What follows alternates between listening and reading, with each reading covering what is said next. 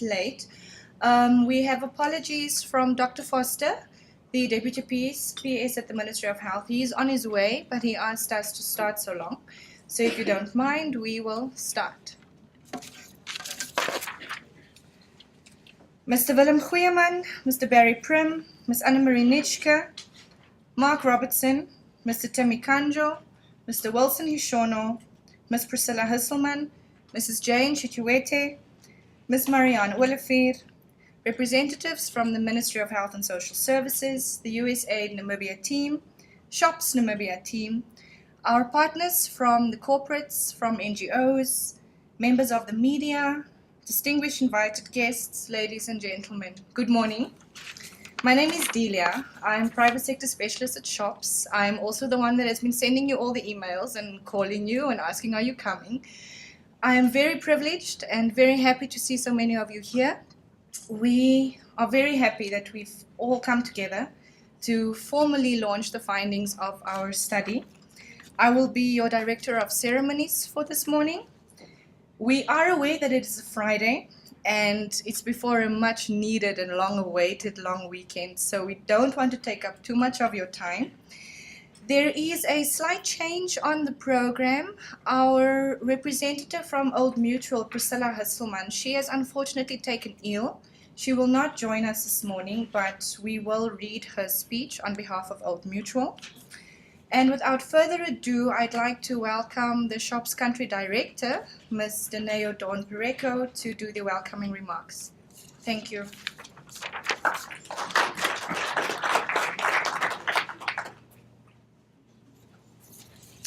Thank you, Delia. In his absence, Dr. Norbert Foster, the Deputy Permanent Secretary of the Ministry of Health and Social Services, Mr. Willem Goeieman, the Chief National Development Advisor at the NPC, Mr. Barry Prim, USAID Namibia Mission Director, Mark Robertson, who's the lead author actually of what we are here, the book that you see on your tables, Mr. Wilson Hishono, Wellness Committee member from MTC, Ms. Marianne Olivier, the Director for Philippi Trust Namibia, and in her absence, but she is coming, Ms. Annemarie Nitschke, who's the Deputy Director for DSP, Ministry of Health and Social Services, the USAID team members that are here, the SHOPS Namibia team members, who I'm very proud of, partners from corporates and NGOs, members of the media, distinguished invited guests, ladies and gentlemen. As the Country Director for Strengthening Health Outcomes through the Private Sector, SHOPS, that's what it stands for, Strengthening Health Outcomes through the Private Sector, a USAID-funded private sector flagship program which aims to leverage private resources to address general health and HIV and AIDS priorities in the country. I'm really honored to be standing here today this morning to officially welcome you to yet another SHOP-sponsored event focusing on NGO corporate linkages and partnerships. I'm sure most of you will remember that in June we had a similar event which was not as public, but it was on the newspapers where we had a corporate linkage between Old Mutual Namibia and Philippi Trust. We also in July had an event which was a partnership and linkage between MTC and Lifeline Childline. So this is yet another event that we are having that is partnerships and linkages between NGOs and corporates. Ladies and gentlemen, in 2010, we met in a similar fashion to share the findings of yet another research that was conducted by SHOPS. This research was a private sector assessment. In 2010, USAID tasked SHOPS to conduct a private sector assessment. The aim of that assessment was to uncover the potential role that the private sector in Namibia can play in partnering with both the government and NGOs to address priority health needs. This assessment indeed has become the foundation of the work that we're doing in SHOPS. A little bit about what SHOPS is. I said at my last presentation with the media present that I talk about SHOPS and people always ask me, which shop? No, it's not shop, it's shops. Oh, it's many shops. Which shops? Which many shops? And I always have to try and explain what I'm talking about. So I hope members of the media will put it nicely that it's capital letters shops and it's strengthening health outcomes through the private sector. A little bit about us. At Shops, as I said, it's a USAID flagship program that's working to strengthen private sector and to leverage private resources for sustained health outcomes. We believe that the private sector of Namibia has a vital role to play in the health and development of the country. And indeed, we are aware that the private sector has been playing a major role. Our aim is to make sure that the private sector contributions are recognized and that they are tapped onto for collaboration. Because we know that in many areas, private sector is really leading the way in a lot of things. And we feel that there is a lot that we can learn from the private sector. So I'm very happy to see so many people from the private sector here today because you are our partners and we need you to work together. Our activities as Shops Namibia are aimed at strengthening Namibia's health systems through the private sector, as I have mentioned. And we work in all WHO health system areas. For those of you who are not aware what these areas are, I will mention them. The area of governance, information, financing, service delivery, human resources, and medicines and technologies. What we are launching today is an example of an activity that cuts across many areas. It is information, but that information strengthens both the finance and service delivery, particularly for HIV. In mid-2012, USAID Namibia asked Shops again to understand the corporate demands for health and wellness services that could be met by local NGOs. This request was born in an effort to support the sustainability of local NGOs. We know that the NGO landscape in Namibia is in a bit of a dicey situation with the reclassification of our country and with the diminishing donor funding. And in their vision, the United States Agency for International Development, USAID, wanted to see, is there a role that the private sector can play in this area? We embarked on an extensive market analysis in 2012 to quantify and describe the corporate needs in the health and wellness sphere, and to assess the ability of local NGOs to sell their services to meet those needs, the results of which we are going to be discussing today. Two interesting results that I would like to highlight are the setting up of two pilots, which I've already alluded to, and that was basically to formally test the opportunity. And the second one is the upscaling of NGO skills. And this upscaling of NGO skills, it's important because NGOs can now use their newly acquired skills to be able to partner with both corporates and the government. I would like to recognize the United States government, whose investment towards NGO sustainability through the PAPFA program has made this milestone possible. Specifically, I would like to recognize Ms. Melissa Jones. I was hoping to see her, but she's not here.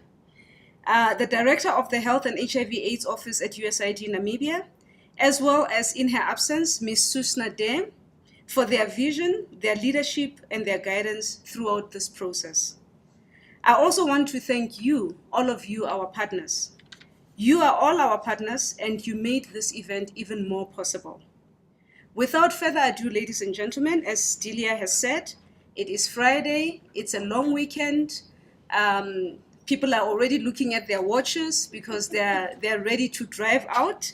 Let me ask you to sit back, relax, enjoy the morning with us, and you're all welcome. Thank you. Thank you very much, Dawn, for those beautiful words of welcome. Yes, please, sit back, relax. You all look so formal and stressed and serious. It's Friday. This is a happy event. Have fun. We're almost done, and then you can go home and have a lovely long weekend. Distinguished guests, as you know, Shops Namibia is funded by USAID Namibia, and they have provided endless support and guidance to our work. We're also very privileged to have the new mission director, Mr. Barry Prim, with us. This is the second event in his capacity as the mission director, SHOPS event that he's attended. We feel very privileged. So please join me in welcoming Mr. Barry Prim for his address. Thank you.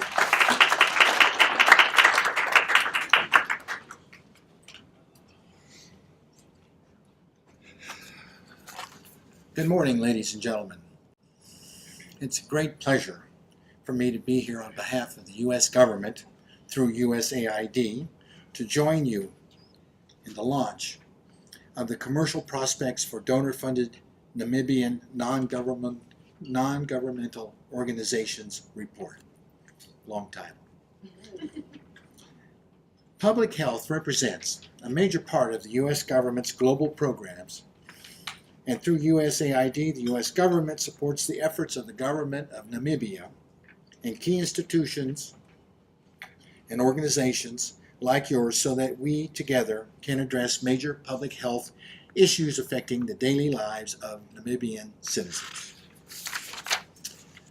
One important way we work together is illustrated in the commissioning of the Non-Governmental Organizations Commercialization Report that we are launching here today. The report is remarkable as it represents a breakthrough in the unfamiliar territory of NGO commercialization. The report findings highlight the opportunities that exist for NGOs to diversify their revenue streams by exploring innovative alternatives for partnerships. This is increasingly important in Namibia's new operating landscape brought about by Namibia's reclassification as an upper middle income country.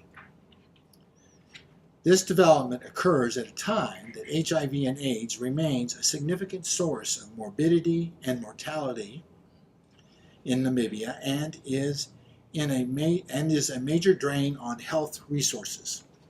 For instance, between 2008 and 2009, the national HIV and AIDS response consumed 27.5% of the total national expenditures on health. However, with the tuberculosis notification rate of almost 600 cases per 100,000 population, of which 50% are co-infected with HIV, Namibia faces a major challenge of one of the largest national tuberculosis epidemics in the world. Nonetheless, progress has been made. In that regard, USAID congratulates the government of Namibia for being one of only 10 low and middle income countries globally that has achieved universal access to HIV treatment. The positive role of civil society organizations in this progress cannot be overemphasized.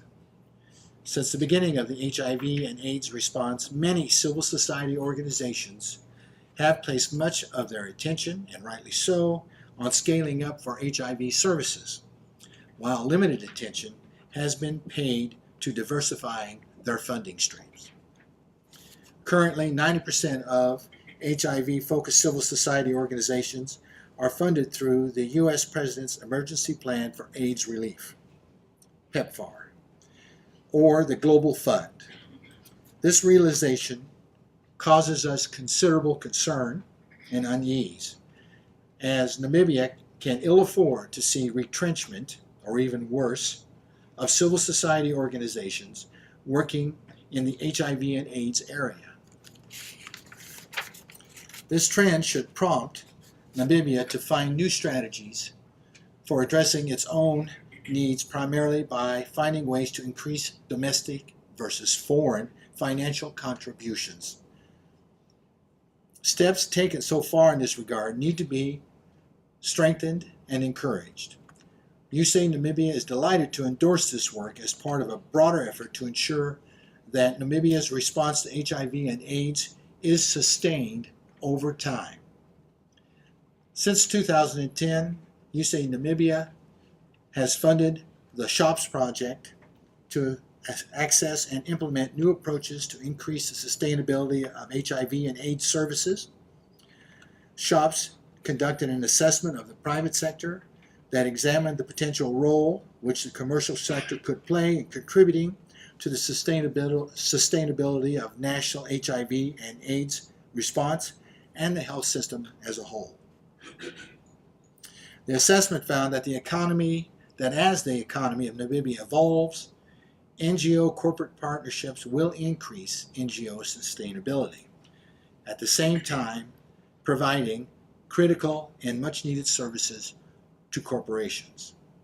The recent partnership agreements between Mobile Telecommunications, MTC, and Lifeline Childline, as well as between Old Mutual Namibia and Philippe Trust to provide wellness services to employees of the two corporates for a fee, is a move in the right direction, which we applaud.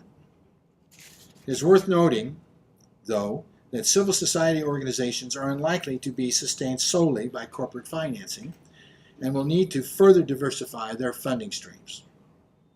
Some NGOs may need to upgrade their monitoring and evaluation systems as well as their billing and invoicing systems in order to meet corporate standards. NGOs will also need to market themselves and their services in a way that is attractive to companies, private sector companies. This will require specialized marketing and commercial skills that many local NGOs lack. I have no doubt that this report will strengthen our thinking on the importance of partnerships, as well as to help us to be better prepared to embrace and adjust to the new changing environment. As the new acting mission director, I am encouraged, gratified by the leadership that SHOPS has demonstrated in promoting the sustainability of HIV and AIDS response through the private sector. I look forward to working with you all, especially the government of Namibia, local leaders, private sector, civil society, donors, and other partners to help improve the quality of life for Namibians. Thank you.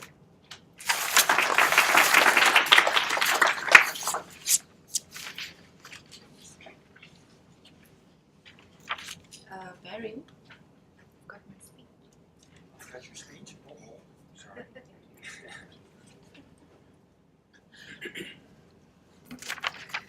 Thank you very much, Mr. Prim. We appreciate your words of encouragement. It really makes one have a nice, warm, fuzzy feeling inside that, we are actually doing something good in between all the stress.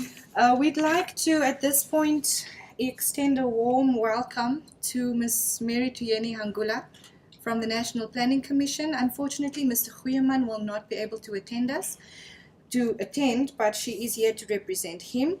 Ms. Mary Tuyeni Hangula is also Chief National Development Advisor at the National Planning Commission at the Office of the President, Department of M&E and Development. We'd also like to welcome Ms. Annemarie Nitschke, the Deputy Director at DSP from the Ministry of Health and Social Services. You are very welcome. Thank you for joining us. Ladies and gentlemen, before I invite Mr. Robertson, Mark, to officially share the findings of the study with you, you'll notice that there's a report on the table in front of you, as well as a little gift from Apt Associates. These are for you, for your personal use. Please do take them home with you. Both of these are yours. As I've said, you don't need to leave them behind. If anyone would like to have electronic versions of the presentation that Mark will be giving, on your way out, please just let Rusa know at the registration table so we can make a note next to your name, and we'll be sure to send those to you via email, either this afternoon or on Monday morning. Also, during Mark's presentation, I'm sure that you'll see a lot of interesting findings and have any questions. Please jot them down somewhere. Keep them in your memory if you will remember them. There will be a chance for questions and discussion at the end of our program. So please do make a note if there's anything you'd like to know, and then we will discuss them later. Mark was the lead author on this commercialization study and report. The hours that Mark has put into interviews, arranging appointments, analyzing findings, drawing up presentations are endless. Mark, we are very happy that you are here. We are also grateful that you woke up at 3 o'clock this morning to get to the airport, jump on the aeroplane and join us. We hope you're not too tired. We're very happy to have you, Mark. A warm round of applause for Mark, please. Thank you.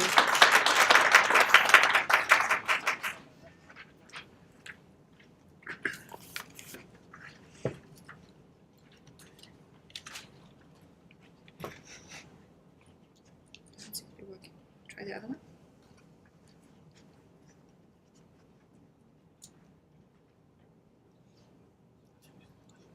I'll get someone from the hotel.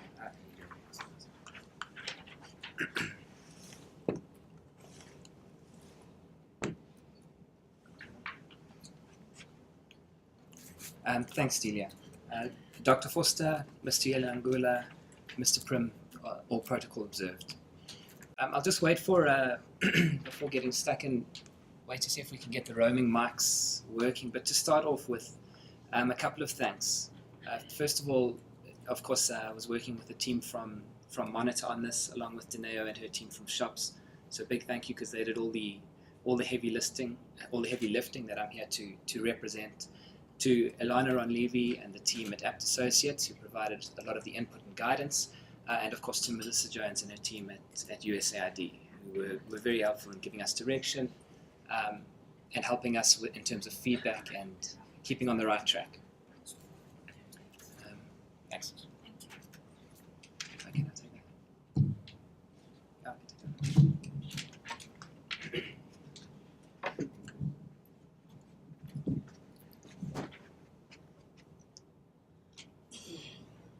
I can take that. Apologies for my voice. I've got a little bit of a cold, so if those of you at the back can't hear, just stick up your hands and I'll repeat what I've said. Okay, we can get started. So the last time I was in Namibia, I was with Dineo and we were actually finishing up the work before starting writing the report. So it's quite nice to be here and back now that the report is finished and we're launching it. And it's a wonderful thing for a consultant, because a lot of the time as a consultant, as an external consultant, your biggest fear is that you do a lot of work and it gets put into a little folder and left on someone's desk or in a bookshelf and it never sees the light of day. Thanks. Yummy, great. So to actually be involved in something from Genesis all the way through to the end of a report and now the launch is a real privilege. Louder. I'll hold it closer, is that better? Cool. To take you through what we're going to cover, you'll notice that these 5 sections are, in fact, the 5 chapters of the report. So please feel free to flip through and follow in the report as you go. A lot of the people at the back will be, some of the slides, the text might be too small to see, so following the report might actually help you keep track. But broadly, I'm just going to take you through, I know the introduction has essentially been done, give you a little bit more context, talk about what we found in terms of Namibia's, the health services landscape within corporates, looking at the CSO opportunities. I'll likely switch back and forth between CSO and NGO just to let you know that we would consider the two interchangeable for the purposes of this presentation. Then look at the key challenges to CSO corporate partnerships, and finally the implications. So to start with the introduction, of course, with Namibia being reclassified as an upper middle income country, there's been a reduction in funding. And the question then for CSOs, for NGOs, is how do we react to that? And how do we try and work out a way to continue to provide services within that context? So obviously one of the things that NGOs and CSOs can consider is the need to find alternative revenue streams. And it was hypothesized that one alternative form of revenue streams would be commercialization, provision of services to corporates within Namibia. And so that's what the team set out to do. And we started, I forget the actual month, but I think middle of 2012, and it took us about 6 months. And a lot of you participated in the research for that. A lot of you we interviewed and chatted to, and for that, of course, we're very grateful. It took us a long time, because I think it's quite a complex issue. We started with the corporates, and for those of you who can't see the slide, what we found within corporates is that depending on the type of corporate, there were big distinctions between the type of health services that corporates would provide to employees. So for multinationals, for internationally headquartered corporates, and for large Namibian corporates, the stars and the hearts here represent provision of medical aid and provision of wellness services, respectively. We noted that in a lot of the multinationals and a lot of the large corporates, there was medical aid provision for staff, for employees, and there was provision of wellness services. When we got into smaller and medium-sized corporates, obviously the pressures of financing that provision increased, and it became less and less frequent. And of course, in the informal sector, there was no provision of wellness services or medical aid to employees.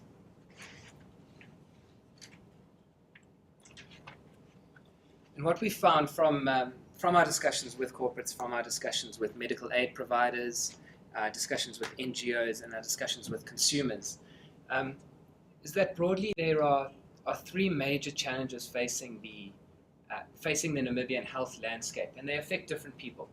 For providers of wellness, at least for corporates looking to provide wellness services, it was viewed that the providers of wellness services appear to be scarce, often expensive, limited in scope, limited in experience, because wellness, of course, is a relatively nascent concept, and also one of many perceived alternatives. And it's worth pulling out the word perceived there, because it's not to say that wellness services can be replaced by other things, but for a lot of corporates, wellness services are seen as something that you can choose, either wellness services or medical aid or an in-house training program, and there are a lot of perceived alternatives, which of course wellness is battling against.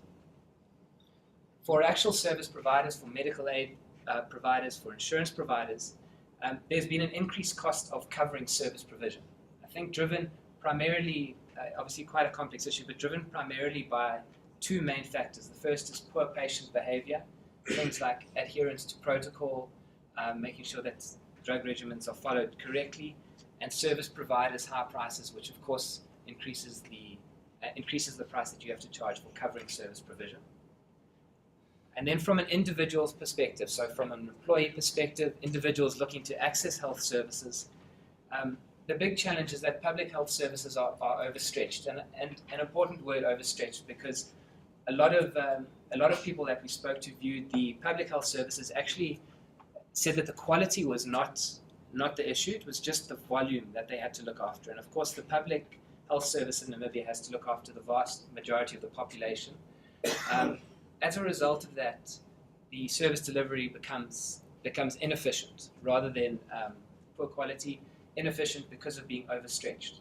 And of course, there are major implications for employers as well as employees, and there are high indirect costs of accessing the services. So what a lot of companies told us is that a struggle that they had with employees is that employees would need to go to the hospital for something fairly basic and something you would think would be in and out. They'd have to queue for a day to get there, or have to take 2 days of sick leave just to make sure that they could actually access the service. And of course, from an employer perspective, that's a huge drop in your productivity, and it's a big cost. If nothing else, an increase in sick leave, but also in terms of the productivity of the employees. And what we found corresponding to those three major challenges is that there were essentially three opportunities.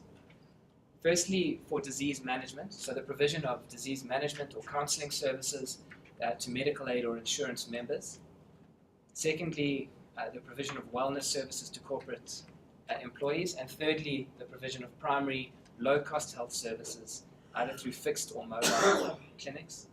Of course, the market for the third would not be corporates. The market for the third would be individuals who don't have access to medical aid, don't have access to wellness services, but do have the buying power to be able to purchase those.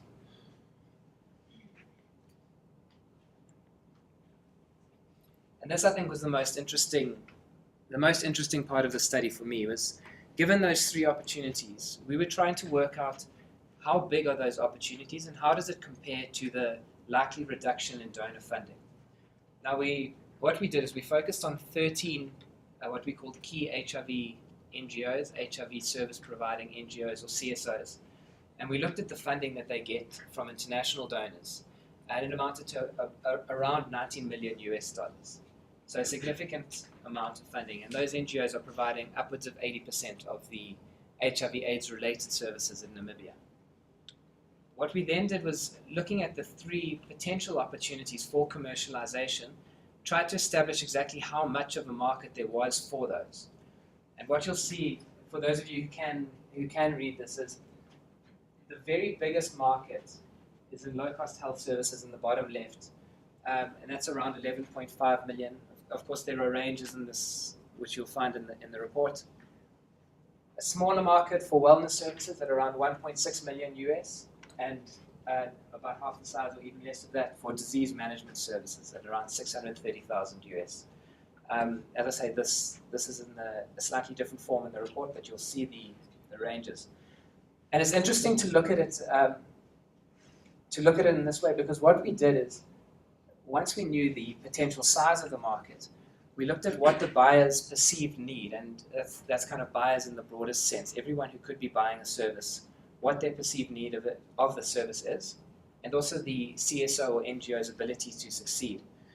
And the reason that that plotting it like that is interesting is that what it means is that the largest opportunity, the potential for low-cost health services, is actually the most difficult to address. Namibia obviously is a vast country. If you were going to be providing that kind of service, there's a lot of travel that would need to happen. There's a low buyer ability to pay because you're going to be serving people who are unemployed, informally employed, and have buying power. So it's a small amount of people that would be able to actually pay, but it's a big need in terms of the actual market. And of course, the NGO ability to succeed in that, given the complexity of making that operational, is quite low. The other very interesting thing about this is, and an important point, is that none of those opportunities individually, nor all of them combined, is large enough to replace the drop in donor funding. So I think, Mr. Prim, you mentioned it, Danae, you also mentioned it. It's not, this commercialization of NGOs is not something that is a panacea. It's not something that can completely replace donor funding or solve the problem, but it is significant. It's an important aspect of solving that problem.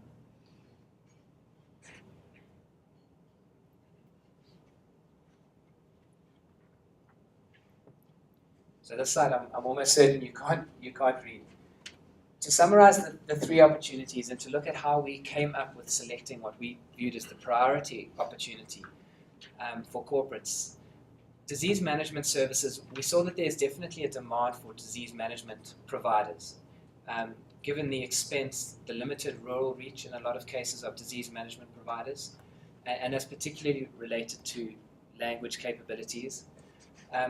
However, the opportunity, as we saw on the previous slide, is small, and it's not expected to grow significantly going forward. Additionally, NGOs may struggle to provide that type of service. They've had limited experience providing that in the past, limited broad experience particularly, and they may lack the capabilities to meet some of the service delivery parameters. I think a lot of the requirements to provide those services are very high, and to get NGOs to that level would take a lot of work and a lot of effort. Finally, there is intense competition for NGOs, CSOs, from existing providers who are able to subsidize their costs, often using administration fees, which is tricky for NGOs and CSOs to get correct. From a wellness service perspective, we saw it represents a sizable opportunity. The interesting thing about wellness services is that a lot of CSOs, a lot of NGOs are already providing these services or providing similar types of services. So in order to get them to shift to providing wellness, it's not as big a jump. It's something that's actually in the DNA already.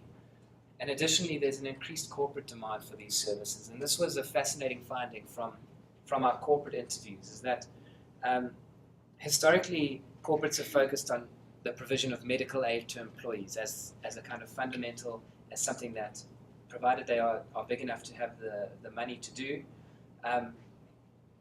the provision of their medical aid is something that they would prioritize. Increasingly, wellness has become something of a trend among corporates. If you looked 10 years ago, a lot of corporates would have an HIV/AIDS related program or an HIV/AIDS officer specifically. Now corporates are looking more broadly at wellness as a concept, and it's starting to gather momentum. For low-cost health clinics, these fill the provision gap between public and private, and they represent, as we saw on the chart, the largest opportunity. However, a lot of the time CSOs and NGOs have limited experience providing these. We saw that it's quite a complex opportunity to try and address, and moreover, it can't be anchored on corporate demand. So corporates are not going to be the actual buyers of the service, and because of that, it was excluded from our particular study because we were looking at the corporate role. Given that, obviously, wellness services seems to be the one that represents a sizable opportunity that NGOs can actually access.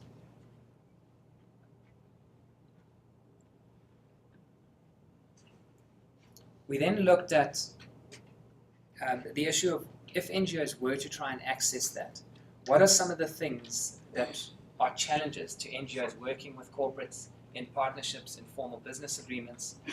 And we had some very interesting findings. I think some of them would be more obvious than others. I'll just go down the list. First of all, technical and delivery challenges. A lot of CSOs and NGOs are focused on disenfranchised communities, which means that a lot of them have a lot of rural experience versus urban experience working with corporates. So in terms of things like marketing, I think Mr. Prim, you mentioned marketing, monitoring and evaluation, these things are not things that NGOs have traditionally had to do, and they're not roles that NGOs have traditionally had to perform. But they are things that corporates would demand. And as a result of that, because of these challenges, NGOs would have to actually put a lot of time and effort into capacity development, making sure that they can meet that corporate requirement. Human resources challenges, almost all of the NGOs that we spoke to mentioned this. There's a skills shortage in the NGO sector in Namibia, and it's difficult to retain good staff. A lot of the time, it's obviously very difficult for an NGO or a CSO to offer a salary that's competitive with a large corporate, for example. So a lot of staff that NGOs, CSOs would like to retain, would like to keep working with them, are lost to the larger salaries in the corporate domain. And CSOs often rely heavily on volunteers. So if you are now looking from a business model perspective, volunteers, of course, come for free, but from a business model, it's now an unsustainable business model because you're relying on free resources. In addition, because people come for free, there are additional issues around things like quality control, around things like permanence, keeping people in the same position for a long time. So the volunteers add a lot of value to CSOs and NGOs, but also bring a lot of challenges if those NGOs and CSOs are to start commercializing their activities. Management systems challenges, again, to meet corporate requirements, things like monitoring and evaluation, billing, invoicing, would have to be upgraded in a lot of cases. Not to say that they don't exist, and not to say that NGOs don't have them in good quality already. There are a lot of NGOs and CSOs who have already started to develop and build these systems. It's just to be aware that the corporate burden of proof and level of requirement for these should be something that NGOs consider before actually going in. And finally, and perhaps most interestingly, the misaligned perceptions challenges. So something we saw in a lot of our corporate discussions and a lot of our interviews was that there was broadly a negative perception of CSOs and NGOs, related largely to capabilities. If it's a CSO, if it's an NGO, can I actually trust them to do the service? Sometimes related to just a lack of information about what there is and what NGOs and CSOs do. But there is that disjunction and that negative perception that NGOs, CSOs would have to overcome. In addition, and I'll show you another slide on this after this, there are misaligned perceptions on the key success factors in establishing partnerships. And the reason that this is important, I think, is fundamentally NGOs and corporates come from different places, and it's an important thing to realize that disjunction and to be able to see where the differences are so that they can be resolved. And finally, corporates noted that they would treat CSOs and NGOs just like any other private provider, meaning the burden of proof has to be the same, the quality of service has to be the same, and the ability to deliver against promises has to be the same. So we'll look at that just a little bit more. Perceptions on the key success factors in establishing partnerships. So when we spoke to corporates and spoke to CSOs and NGOs and asked them, what are the 3 key things that you need to make an NGO, corporate, or public-private a partnership work? And these are key requirements for NGOs. So what we found was that CSOs, NGOs mentioned skills as a priority, then knowledge and good governance, whereas corporates mentioned skills, the same, but then capacity and professionalism. So what we can see from that is that corporates and NGOs are coming from 2 different places, need to be aware of where the others are coming from because they need to address the needs in both directions.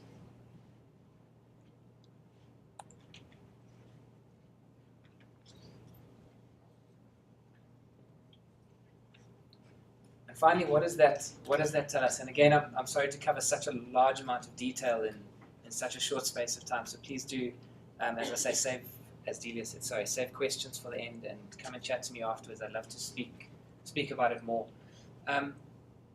One of the key findings is that obviously, as we saw from the graph, commercialization can only be one element of a comprehensive diversified strategy. It's an important element and it's a big enough opportunity that it's definitely worth pursuing, but it's not going to ever solve the problem completely. The highest market value opportunity is the most difficult to address, which was an interesting finding.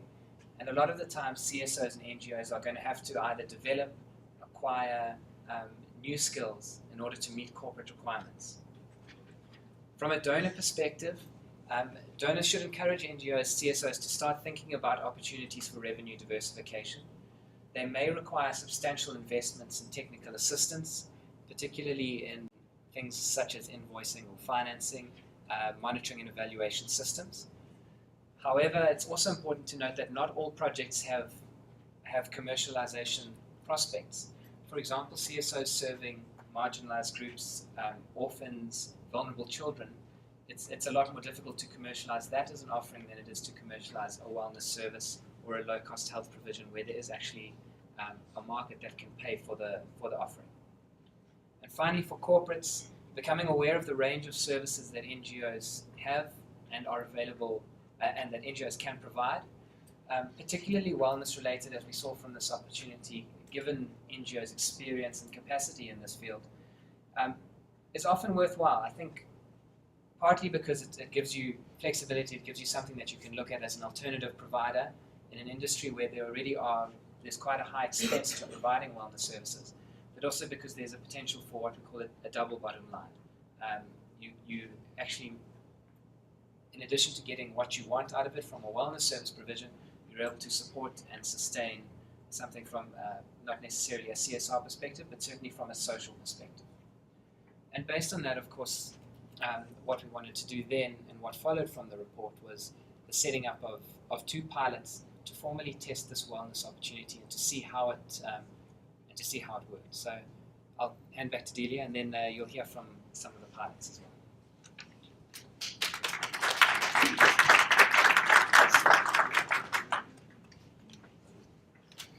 Wow, Mark, thank you very much. That was very interesting.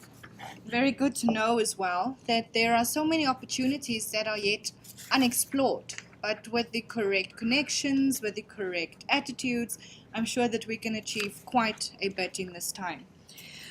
Ladies and gentlemen, I would now like to ask Dawn again to just read Old Mutual's speech on behalf of Priscilla, who, as I informed you, took ill this morning, as evidence of one of the corporate experiences with these pilots that have been implemented. Thank you, Dawn.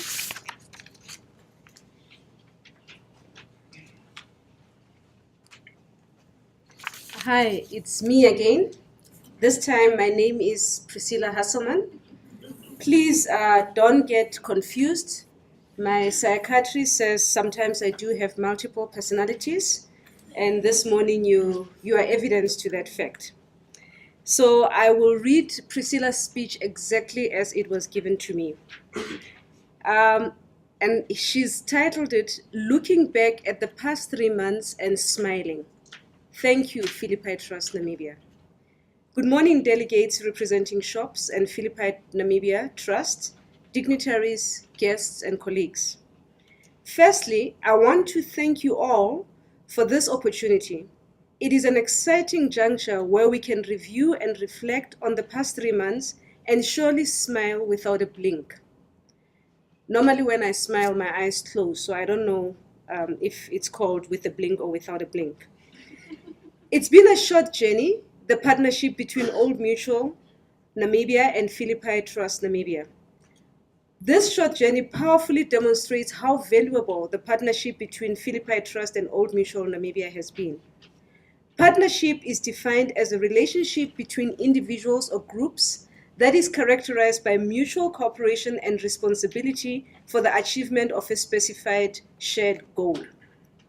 Philippi Trust Namibia and Old Mutual share the objective of empowering communities by focusing on Old Mutual Namibia staff through offering counseling, which provides employees with hope and peace of mind when dealing with pressures of everyday life. Furthermore, it is evident, and research supports it, that a definite link between employee wellness and performance behavior exists. Psychological problems such as work stress, burnout, unhealthy lifestyles are major threats to any organizations, and these threats can have substantial impact on any organization. The benefits of a holistic wellness program that includes emotional wellness improves employees' health, enhances work performance, and improves employee satisfaction and retention. So there you have it. If you want to retain your employees, give them emotional wellness. Based on this, Old Mutual Namibia committed to investing in the lives of all its employees and ensured we provide employees with a reputable emotional well-being offering by partnering with Philippi Trust Namibia. With the assistance of, and this was facilitated with the assistance of USAID-funded Shops Namibia project. In addition to the direct benefit of the program experienced by Old Mutual Namibia staff, we are committed to developing and supporting local Namibian service providers, such as Philippi Trust Namibia, for skills development and enrichment. Since the inception of this partnership in June 2013, we have appreciated positive changes and feedback from staff. The value and return on investment that the emotional well-being program offers has been sizable. We have received monthly utilization reports from Philippi Trust Namibia and received testimonies from staff across the country that it has been a confidential and life-changing experience. Some staff members have shared, "I'm glad I came for counseling. I should have done it a long time ago. I feel I have been listened to, and someone understood what I am going through." Those are some of the quotes that came from the staff members. Our journey with Philippi Trust Namibia and shops has only just begun. By ensuring Old Mutual Namibia staffs have access to emotional wellness counseling services, allows us as an organization to raise the bar, to be more productive, and ultimately pay our clients first because we put our staff first. Thank you. Ladies and gentlemen, this is said by one of the insurance companies. These people deal with money, so they know what they're talking about. Return on investment, value for money, and I think we can take it seriously. And I'd like to thank Priscilla in her absence and the rest of the OM staff. Thank you.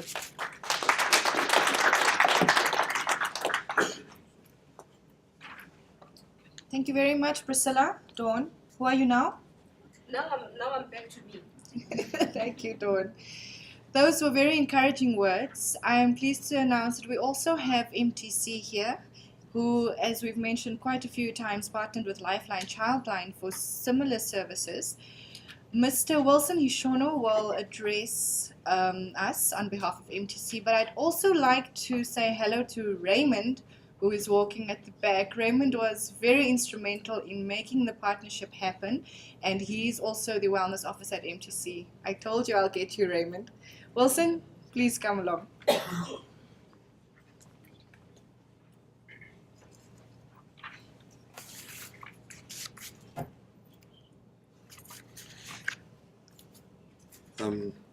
Dr. Foster,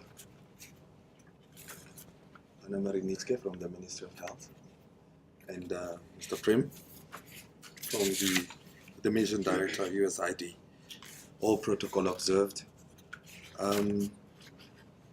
Ladies and gentlemen, MTC, through its management, has been seeking for ways to provide a comprehensive and yet cost-effective wellness program or a fully fledged EAP service to its employees.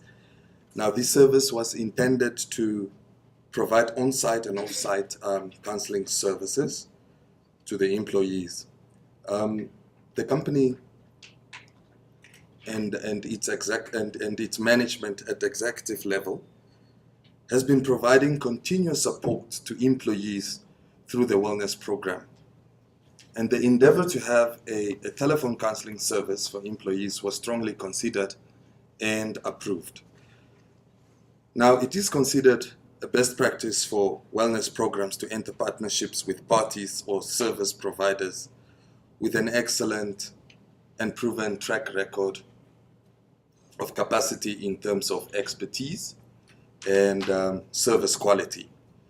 Now, the MTC, through its wellness program, embarked on searching the market, even in South Africa, for a suitable service provider of a telephonic counseling service. And may I acknowledge that at the time there was a dire need for this service for the employees within our organization. So the journey started with numerous consultations between MTC and shops.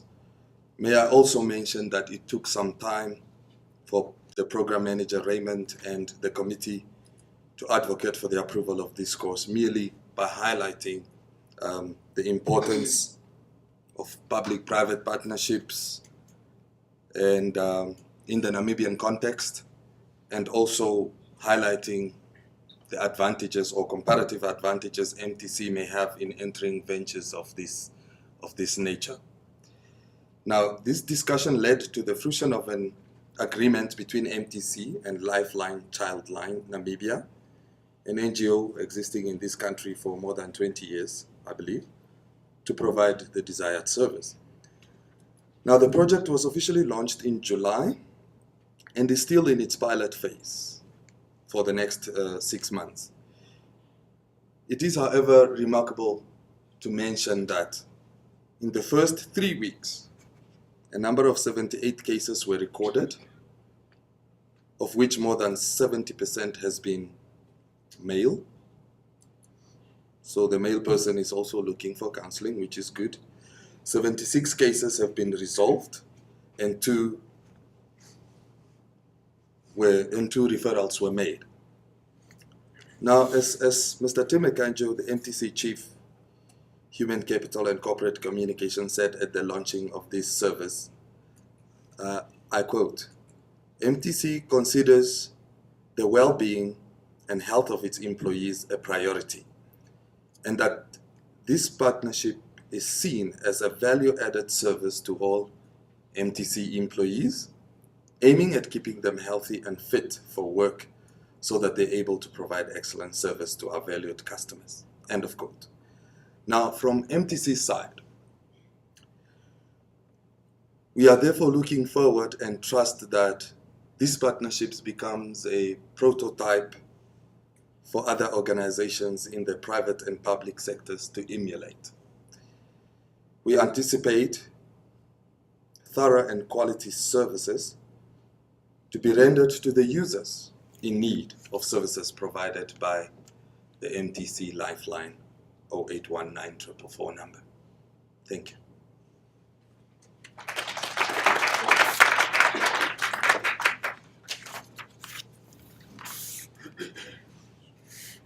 Thank you very much, Wilson. We're happy that you are happy. We've heard it from the corporates. I would now like to invite Ms. Marianne Olivier, Director of the Philippi Trust Namibia, to also share a few words on their experience thus far. Thank you, Marianne.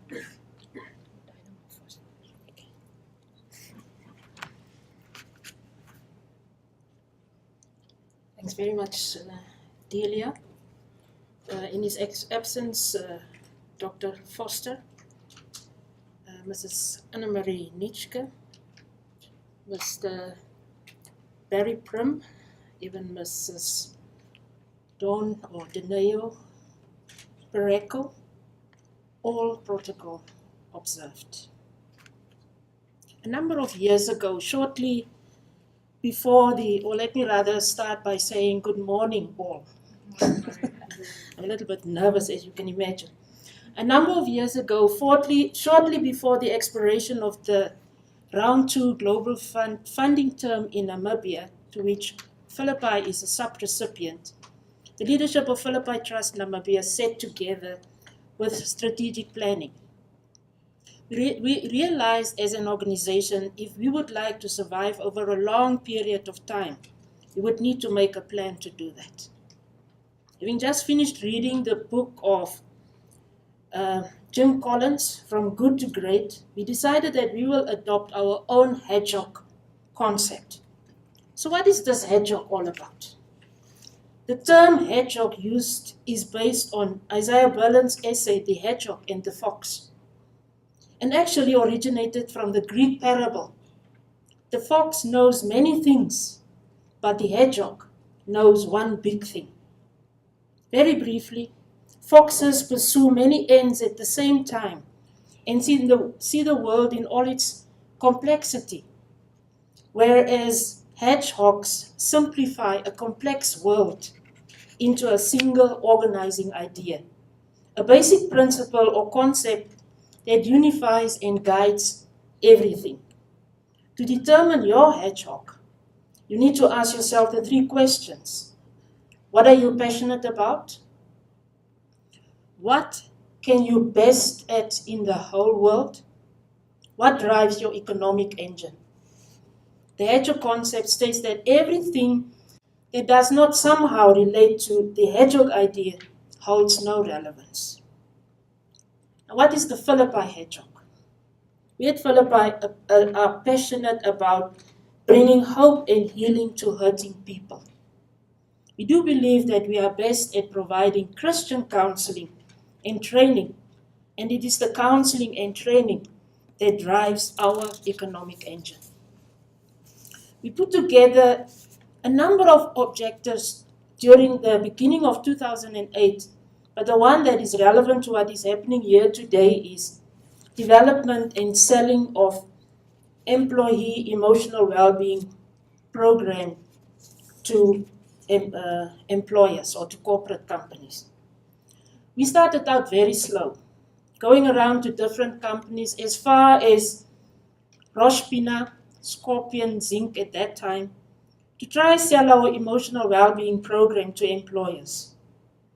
And I have to say, having gone that far to the south, we then later was contracted by Navagap Anglo Gold Ashanti at the end of 2012. And just to say that Mr. Johan Kutsie, who is the MD, he actually was at Roshpina that time. So it was worth for us to go so far to meet with Mr. Kutsie there. Before that time, the consultant who was contracted to do this research that we just heard the report about came around to Philippi to speak about the commercialization of NGOs. Not long after, we were contacted by Dawn, the director of shops, and I have to say, her zeal and excitement really was contagious. They went to several organizations and they wanted Philippi to pilot a counseling project for Old Mutual. Needless to say that this is a tremendous privilege for us. It was a very slow start, but we are now in the swing of things. A while ago, I personally saw a client from Old Mutual for counseling. And you know what I like about counseling is when a person who is temporarily in the role of client, because just to say that all of us needs counseling. So this person was temporarily in the role of client. They tell you at the end of a session, I'm really happy that I came. You have helped me tremendously. I now have a better perspective about my life. Yes, it is still painful, but I think I will be able to make it. One from another company that we are serving, who had been abusing alcohol since he was at high school, up to the age of 35, stopped drinking alcohol after just the first counseling session. And when we went back there for the second time, this person, he came actually with his whole family. He brought his wife, he brought his son, even the in-laws. I think they were the most thankful. And he is still sober. Hope and healing is what we offer to broken people. I can tell you many stories. At one school, and that is what is good for us with serving corporates, we also include their families. And in Karibab, we actually work in a school there as well. And there we see children. One young girl was pregnant, she lost a baby and faced tremendous emotional pain.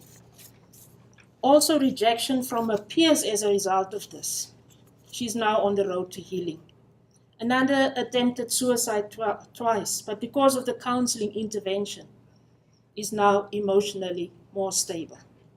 Let me get to the end of this by thanking USAID for sponsoring shops to give us technical support. Working with shops is a tremendous privilege, and their help is very valuable to us.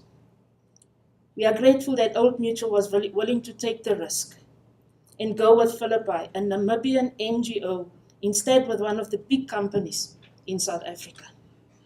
I believe we have helped a number of people, and we are excited about the many others that will be helped as a result of the counseling intervention.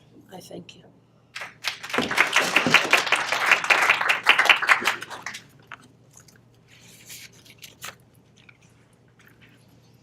Thank you very much, Marianne. I must admit there was a point when I thought I was going to cry. That was very beautiful. We're privileged to work with an organization such as Philippi Trust and to know that we have such wonderful organizations in Namibia on our doorstep who are there to assist people who need help. On this note, it is now time for our government, more specifically the National Planning Commission, for their response. Mr. Tuyeni Hangula, we welcome you and we are very interested to hear what you have to say. Thank you.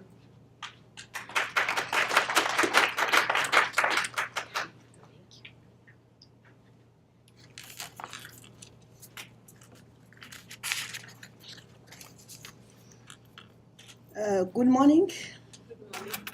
As was mentioned, my name is Mary Hangula, National Planning Commission, standing here on behalf of Mr. Willem Goeieman. I will read the speech as was given to me. Director of Ceremonies,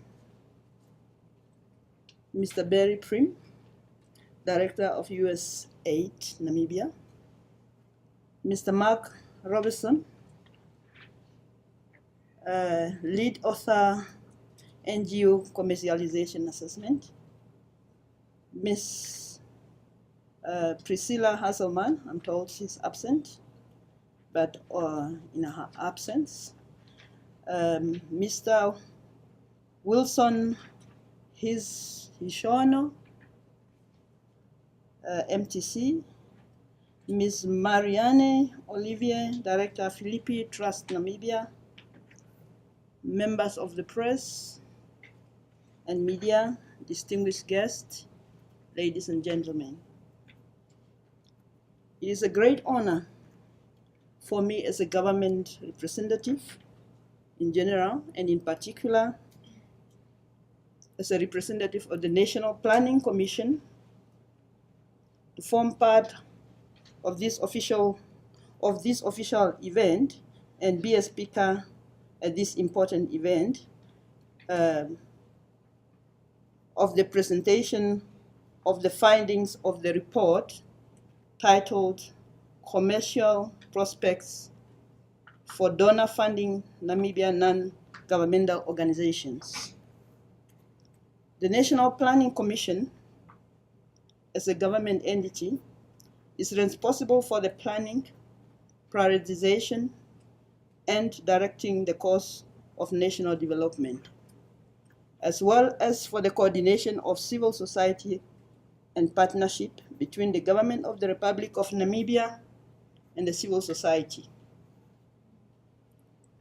Having realized the importance of forming a partnership with civic organizations, the government of the Republic of Namibia officially launched the Government of the Republic of Namibia Civic Organization Partnership Policy, for which I have brought quite a number of copies for each one. This is the document which I think everybody can have a copy.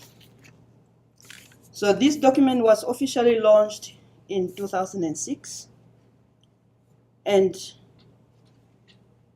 its overall objectives is to create an operational partnership for the whole country, its citizens, and its civic organizations, as well as the government as a policy-making body. This policy is to create an enabling environment for both the civil society and the government to provide all the assistance to all those who need it. The importance of engaging civil society organizations in the development process cannot be overemphasized for reasons that were also mentioned by previous speakers, among others, because they bring expertise and build capacity in our nation. In the recent past, it has become increasingly clear that civic organizations has a vital role to play in national and international socio-economic development. Globalization has created both cross-border issues that civic organizations address and cross-border community of interest that civic organizations represent. National government cannot do either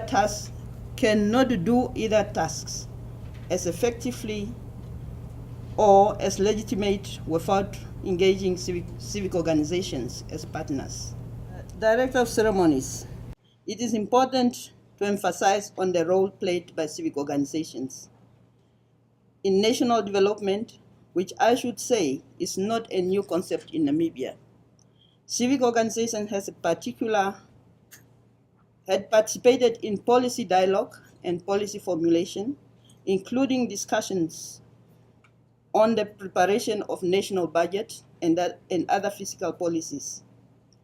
Equally important, Director of Ceremonies, is to mention here that it is the vital role played by civic organizations in providing links to local communities and increasing social capital through the interventions they sponsor, which I believe you are a party to.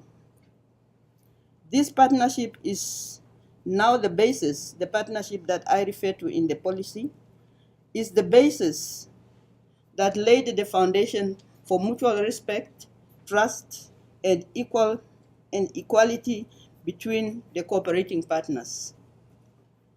The Vision 2030, of which I think we are all aware of, has recognized that partnership as a fundamental prerequisite for achievement of dynamics, efficient, and sustainable development in the country. And without a healthy nation, I don't think we can achieve our Vision 2030, for which we appreciate the efforts that you are making. The dedication of civic organizations to address social problems and promoting national development contribute immensely to resolving important national challenges, especially health-related issues. I should, however, be obliged to mention here that there is still a lot to be done. Whatever we are covering in this policy is not conclusive. Director of Ceremonies, last but not least, it is important to mention here that the National Planning Commission, on behalf of government, signed 2 memorandum of understandings, which is a demonstration of our partnership with civil society. We signed a memorandum of understanding with the Council of Churches in Namibia and with Nangof Trust, which we believe is the umbrella body for civil society. This memorandum of understandings, there are some resources attached, and the resources we were made to believe to build capacities. So which we are also learning today that your organization is also in capacity building. Without these few words, I thank you all and have a blessed day.